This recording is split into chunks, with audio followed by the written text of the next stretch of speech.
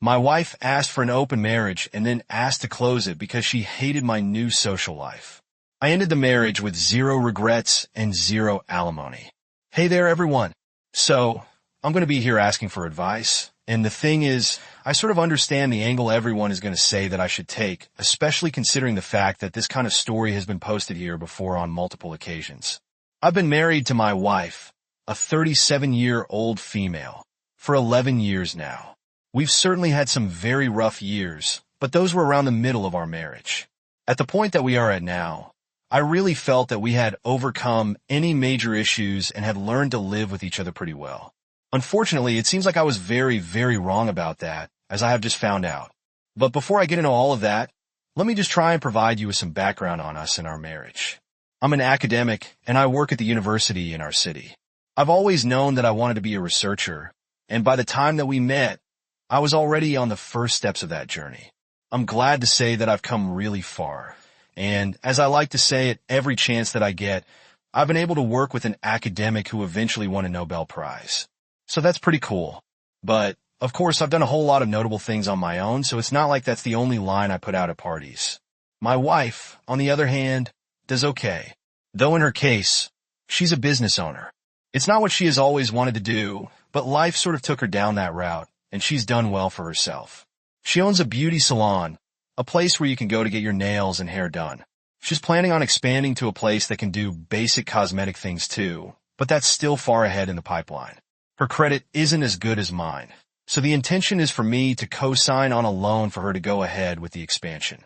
The whole point is that after our rough years, we've been doing well enough financially. Since people have always quoted that as being one of the biggest reasons that couples end up divorcing, I felt a little more secure knowing that that wouldn't be our kind of problem. Well, money definitely wasn't our issue when the issue came up. Honestly, I think the entire reason why I'm dealing with this whole mess is because of the kind of people that my wife is now around for most of the day. The kind of gossip and nonsensical discussions that go on in a beauty parlor are never good news, and I really think that this new problem stemmed from there. No, this is a woman who planned to be an author, and that's the path she was on when we met. So don't say that this is something that I should have envisioned anyway. The point is that one day, my wife came up to me and told me that she wanted to have a discussion about her bedroom life. She said there was nothing intrinsically wrong with it, which is what I expected to hear, because I genuinely do every single thing that she asks for, and I also do my best to learn better ways to please her in that regard. According to her, though, it was like having the best kind of burger every single day. Here's the part that almost made me laugh. Despite how uncomfortable the situation was, sometimes you just want a hot dog. I struggled to tell if she was joking or not, but she was absolutely serious, which honestly surprised me because I had no inkling whatsoever that she felt like our bedroom life was monotonous. That part was quite a shocker to me. I'm sure I asked her about 4 or 5 times whether she was being serious, but she kept insisting that she was. I asked whether it was negotiable to any degree or whether I was being served with some kind of ultimatum, but she only said, "It really won't make me happy if you don't strongly consider it." I think that was when I was able to tell that she was entirely serious, and I felt like I was losing my mind. I thought we had somehow gotten through the rough years, but that definitely wasn't the case because, to me, as much as she might have expected me to just answer and say, "Sure, why not?" I hate the idea of non-exclusivity in any kind of romantic relationship. To me, it really defeats the purpose of it at this point. I haven't given her an answer yet, but the last time we spoke about it, she said, "You're acting like things won't be open for you two. It's not just me." But honestly, that doesn't make things any better for me if I'm being honest. It really doesn't. So this is where I am right now. While I know that the obvious answer that everyone here will give is for me to either say a solid no, or kick her, but out to the curb after 11 years of marriage, it's a lot harder than that. Is there no compromise I can make that I'm not thinking of, perhaps? Or is it possible that I might truly end up liking an open marriage? I was a little bit of a player myself during my college days, so it's not like I don't have the necessary skills to make things work. Anyway, I'd love to know what you all think about this, and whether I'm making a massive mistake by even considering this in the first place. Okay, so it is clear that half of the people here really think that I'm a buffoon and aren't afraid to let me know in these less than savory terms. I get it. You wouldn't do what I'm doing, and that's fine. I'm not going to hate on you for that. But for me, letting go of this is a bit harder than that. To those who say I should see how it goes, but be ready to let her go if she backtracks, I'm fine with that. Because I feel like this is such a silly thing to risk a marriage over. And if you ultimately can't even stick to your guns with it, that'll be enough to piss me off. Well, when a spouse brings up an open marriage, it's often less about spicing things up and more about them already eyeing the menu elsewhere. Let's be real. These things rarely end with both partners happily picking in fields of freedom. Update 1. Well, it has certainly been a while since my last post. I've got to say that I'm making the most of this open marriage business. It wasn't my choice, but hey, might as well make the most of it, right? Just so you know, I eventually told her that I wasn't a big fan of this whole thing, and I was only agreeing to make her happy. But she didn't seem to care much about the fact that she was doing all of this to me essentially under duress. She took my agreement and ran with it. Well, I'm glad to say that I didn't stick around like a cuckold as she went out 2 nights a week. Instead, I decided to get my own action going because I might as well make the best of the situation that she put me in. I really considered using all these dating apps at first, but then I decided against that and started being a little more flirtatious with some of the people that I knew at the university, outside of working hours, of course. It was shocking how well that worked for me, especially because I was playing around in departments that are very far removed from mine. The best part is that it was so easy for everyone to acknowledge that what we were doing had no strings attached. Maybe that's the advantage of casual things among adults our age. Or maybe I was just lucky with the people I was choosing. Nobody was looking for anything more, and I realized how mature things were for me when one of the 3 people that I had managed to get entangled with about 2 months into the arrangement invited me to a symposium that she was going to speak at. It wasn't meant to be a date or anything. It was just a very casual invitation. Despite the fact that a lot of people that were not from my field, I was able to network with them and hear some of the things that they were into. I made sure to collect some of their cards before they left.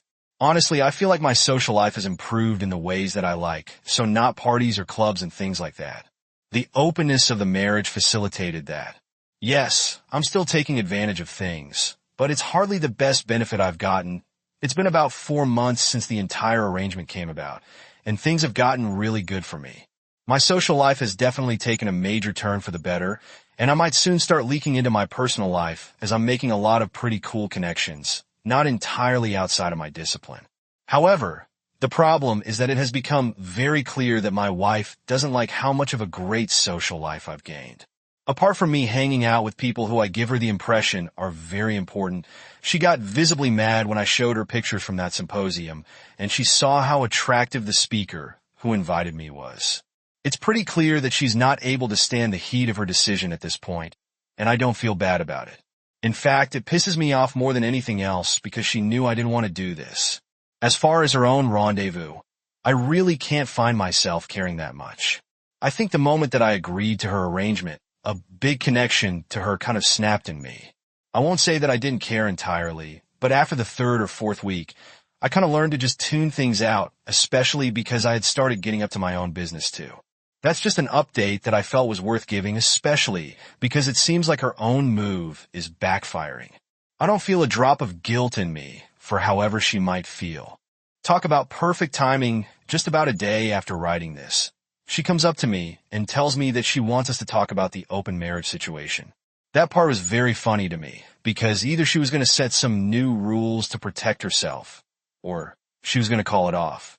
And I was so right because it was the latter. She said that she didn't want to do it anymore because she realized it wasn't what she thought it would be. Then, upon a little bit of a shouting match, starting over her being the one who risked the sanctity of our marriage over that whim, she let it drop. You're busy feeling like you're more important than you are because you're making big fancy friends here and there. That's when I realized that one of the things she might have been having an issue with, even more so than me sleeping with other people, was the fact that I was getting a pretty high-end social circle for myself. I guess that's the kind of life she wishes she had, but obviously, in this case, I couldn't even bring her in since most of my initial contacts for people stem from the marriage's new openness. How funny is that? So she had to watch the entire thing from the sidelines, and she must have been dying with jealousy. And because I was pissed off at the whole thing, I initially refused to close the marriage, and that really made her mad. I don't think I've seen her that mad since the bad years that we had, and I think that kind of just made up my mind for me. I agreed to close things right there, and she settled down. The only thing that she'll learn is that my own idea of close is very different from hers. Nothing says I didn't think this through like realizing your partner is better at playing the game you invented. She wanted to open the marriage to elevate her life, and instead, she's watching you level up. Op Bravo Update 2. I'll admit to those who said that a request for an open marriage should have been more than enough of a red flag to induce a divorce, but at that point, I really felt way too much about her to say goodbye. Thankfully, opening things did enough to make me pull away, and opening things actually upgraded my life in a way that I really didn't expect it would. So, I'm glad that I was too in love to let go, at least initially. Otherwise, I might have missed out on a lot of good for myself. And the fact that I didn't is enough to make me happy. So, let me just give you the rundown of how things went after my last update. Here, I agreed to close things, but I knew that it was going to be the end. I feel like an open relationship of any kind simply has to be the status quo for the remainder of that relationship, or things will never be the same. I think that was the case with ours. I stopped seeing her the same after we officially opened things, and the moment she asked to end it, it felt like someone very stupidly trying to reverse completely avoidable damage after they had already caused it. The very next day, while I was at work, I searched up divorce lawyers. But I'll have to admit that it was hard to tell the ones that actually knew how to get the job done. It's crazy that I was able to ask some of the new friends I had made in recent months. The closer ones already knew about my whole open marriage situation. If they knew anything about divorce lawyers, and pretty quickly, one gave me a recommendation. It was the guy he had used himself, and apparently that guy did a great job. So, the very next day, I contacted him, and before the end of the week, I had paid his retainer. The very next week, I had my wife served at her place of work, and that part did not go down well. Once she got back home, I didn't expect that it would, considering that she had no idea that I was going to divorce her. She had tried to call me like 15 times during the day, but I didn't pick a single one of them. By the time I got back home, since she had rushed back home when she couldn't reach me, it was a shouting match from the moment I closed my car door. It wasn't much of a match, I guess, since I wasn't shouting back. Once I got indoors, I told her that I was paying her for the open marriage. There was no way she took us through that and just expected things to go back to normal. That's what I wanted her to know. She didn't like that part at all, but I genuinely did not care, and I let her know I agreed, not out of free will. Even if things eventually did turn out okay for me, it had never been my choice. I told her to move out of the house, but she absolutely refused. When things were starting to get too messy, I just packed up a few things and left instead. I had to stay in a hotel for some weeks after that, and eventually got someone to stay with, so I wasn't running a hotel bill through the roof. Now, the person I was staying with was nice enough to say I should get a few more of my things and could store them in his house temporarily. So, I went back to the house along with him. I'm so glad I didn't go alone, because this stupid which had destroyed a lot of my things. Some of my favorite dress shoes had deep slashes in them, and I had at least 2 expensive watches with their glass broken. The entire place was a mess. She wasn't there at the time, but I made sure to record absolutely everything from the moment that we walked in. I was going to make sure that without a doubt, she'd pay me back for every single thing of mine that she had ruined. I guess this is why they say you should never leave them in the house after the divorce. I contacted my lawyer while I was still there, and he assured me he would make all of that damage work in my favor. I made sure to take the most expensive things that she damaged along with me when we got to the actual divorce proceedings. She really tried to drive me insane. The reasonable request was that I'd keep the house. She'd pay me back for only the major things she had destroyed, and we'd leave without worries on alimony or her paying legal fees. But nope, she refused. She knew she needed alimony so bad, especially because my paychecks had bailed her business out of a tough spot one too many times. We absolutely couldn't reach an agreement. So at the end of the day, our case went in front of a judge. Thankfully, I had messages from the early days of the open marriage pointing out my displeasure with it. I had evidence of her destroying all of my things in rage, and I had a pretty kick-butt counsel who pointed out how I had already done a lot in getting her and her salon up and running. She tried to make an argument that I was physically abusive to her in the marriage. And when the judge pointed out that suggesting an open marriage to a physically abusive spouse wouldn't be very smart, She tried to make it seem that was what spurred my violence towards her. He asked if she had a single hospital record to substantiate her claims, and she said she never went to a hospital after my assaults. He asked her for at least a photograph, but she didn't have any since I never thought of taking selfies after the love of my life turned me into a punching bag. She cried a lot in the courtroom, but thankfully the judge didn't buy any of it. At the end of the day, she didn't get her way.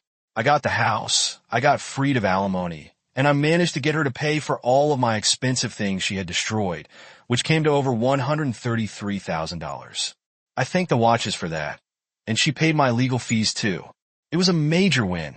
The best part is that even after leaving her and her mess behind, I still have the social advantage that her open marriage gave me.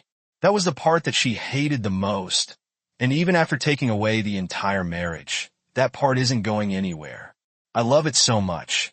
Maybe I would have saved myself a lot of trouble if I left her earlier, but I guess that things go the way that they go for a reason, and I love the way that things went here. I love it. She tried to spin the "you're abusive" story, but the judge wasn't having it. Who knew that agreeing to an open marriage because you apparently had to would lead to such an impressive glow-up?